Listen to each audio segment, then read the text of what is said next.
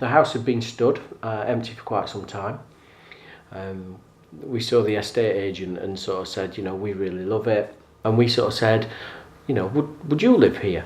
I don't think he lied to us, but he said, well, it's the kind of estate where you would probably see, in summer, you'd probably see kids running around in nappies. Where I work, people say, oh, where do you live? And I'll say, Bolsover. Oh, that's got a castle, it's really beautiful.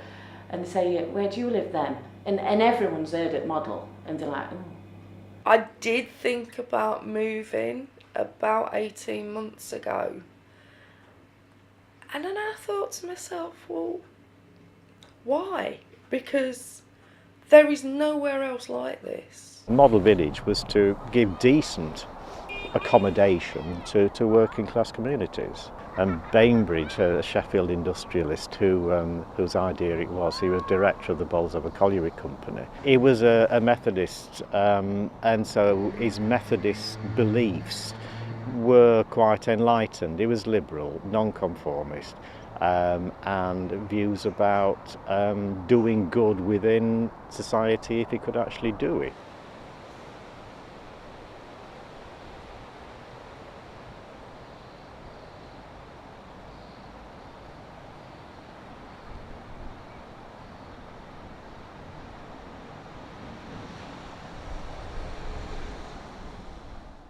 Right, start at the beginning. I was technically homeless, on the council homeless register when I was offered this house. My first thoughts were, oh my God, it's the model. I grew up here. I moved off here when I was 16. Growing up around here were quite good because, obviously there's lots of greenery. We used to go out making dens and things like that. We were born in Birmingham. We've moved into lots of different places. Yeah. I moved to Bolsover 5 years ago now. I moved here because I got a job in Derbyshire. And I like history. I like quirky old buildings. It's quite an English concept, and they tended to go for a sort of an English cottagey style, which these are. When you come along the bottom road and just look towards the green, with the beautiful lime trees and these cottages in this very spacious green as well. I mean, it's not mean at all, is it? It's actually done on a very generous scale. And then if you think about all the facilities, the other buildings that they had for the community, and things like a cooperative piggery and surrounded by allotments that every miner and his family would maintain. I mean, could grow their own food. I mean, it's a great concept. Is New Bolsover.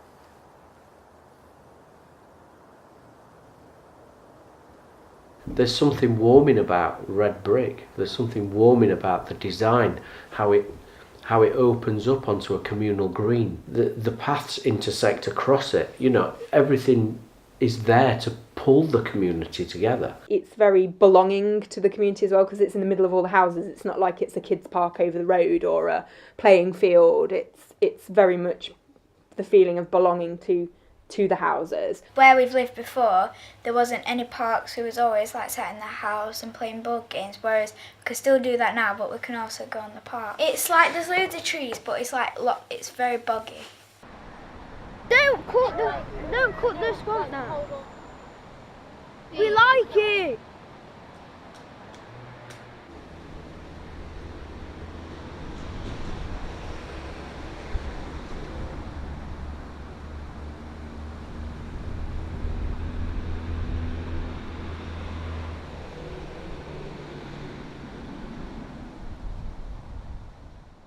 The pub were a sort of central focus because all your grown-ups went to the pub, and then they sort of organised different activities like summer fetes and things like that, and that sort of was the whole hub of the community. About a year ago the pub closed, which I think was a real shame because that was kind of the last remaining social side of this community. A pub is a massive part of any community, and we just don't have any of those things anymore, and I think that's a real tragedy.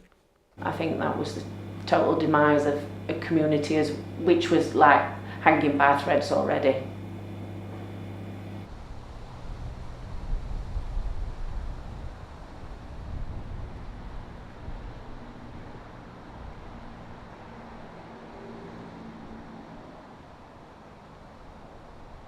I'm convinced that you could probably time it to the pit closure, and that's when the decline started. When it first happened, it must have been terrible. It must have absolutely tore communities apart, really. You know, you take away people's hope and their belief and their reason to get out of bed in the morning.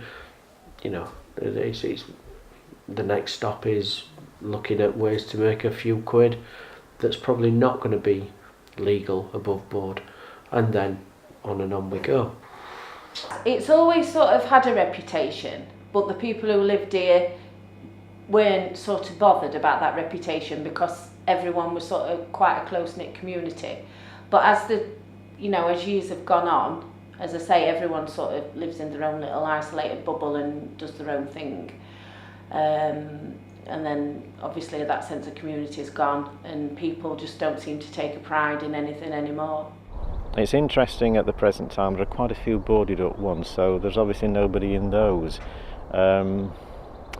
And we've got more boarded up ones now than we've had ever, I think. And whether it's a result of the bedroom tax, because if you've got 3 or 4 bedrooms, and as I said earlier, the living accommodation is fairly small on the ground floor. So if it's a couple with, one baby, then you've got the bedroom tax to pay as well. So that could be the reason why there are so many boarded up at the present time.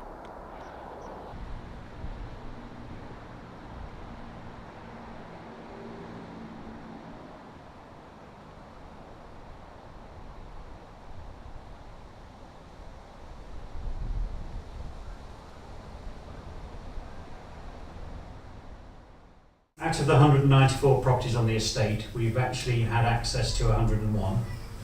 We've completed surveys in 90 in total. I think we've done another 3 this afternoon in some voids. You can't explain to people how cold these houses are in winter. It's ridiculous. You can have your thermostat set at 20 or even 18 and the central heating will be constantly going because it never actually reaches that temperature that you've set it to. So they'll be insulated, but on some of those floors we're looking at the possibility of considering taking the suspended floor out permanently. There's been lots of false promises, that have never come to fruition in the past, so people just, think, oh yeah, again, they've been waiting like 20 odd years to have new windows and things like that. They've been let down for so long, they need to see some evidence that things are going to change before they start sort of engaging with the process. Looking forward to it. I'm looking forward to it from a heating point of view, from a living point of view, even though I know it is going to be a huge upheaval. It shouldn't be taken lightly, the amount of stress that it is going to cause people, but I think in the long run it really is going to be worth it.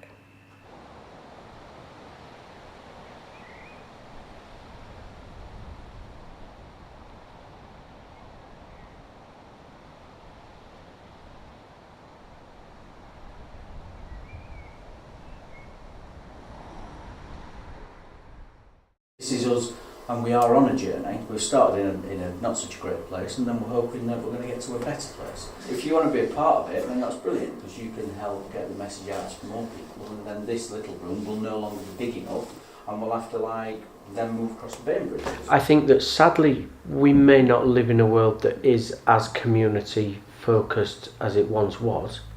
But I think that you've got all the building blocks for a fantastic community. Get on really well with my next door neighbours, that they're really good. But other than that, I don't particularly know anyone on here anymore. And then that's why we went to the community meeting, because that seems like a good place to start, trying to sort of rebuild, just giving people a sense of pride where they live. Friends of New Bolsover is our community group. It was set up in October last year. For the creation of that group, I think it represents that things are going to change. It does represent hope, and it does represent change, and it does represent the people of the estate in a favourable light. It's opened up so many possibilities for me as a person, and I know for some of the other group as well.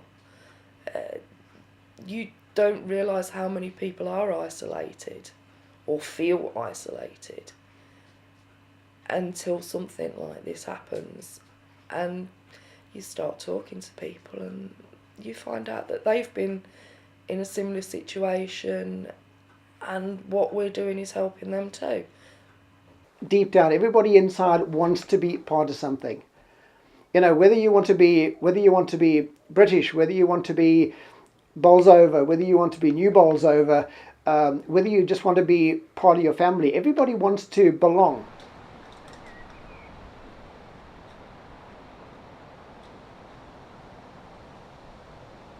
He was a pit deputy, and he said, well, I fly my pigeons because when I come home and I let these racing pigeons fly around, you can see them flying in great big groups around the valley, and they're taking the whole sort of landscape as they fly around. And you've got pigeons which are free outside in the open air. And he said it's lovely when you've been underground for 8 to 10 hours. You come up and you're outside, and you've got these pigeons flying out in this lovely sort of open landscape under this castle. And it's like a freedom, isn't it, really?